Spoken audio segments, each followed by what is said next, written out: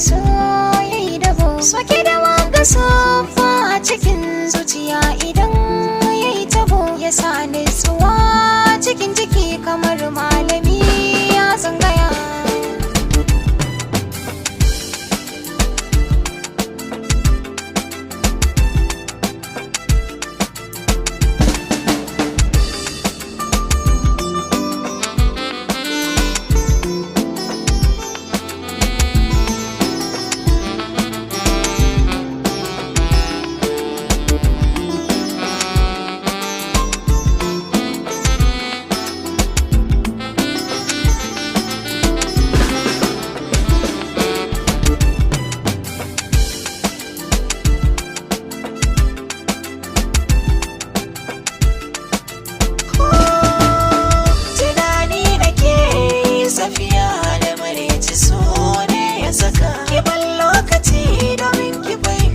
So na san wasu sirrika, abinda na faɗa in ki kaina ni da ke mun wasu tsaunuka.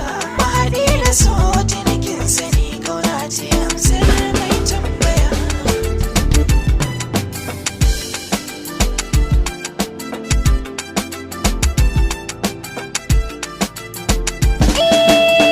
Yan kula fice kan so na sanya jiki ya bar yin moruwa. Na karɓa dabbacin nan da kake yanzu na yi gamsuwa. Na san ka na rayu duniya har zuwa na iske mutuwa. Zama na da kai babu kuskure, kai na gani mafarkin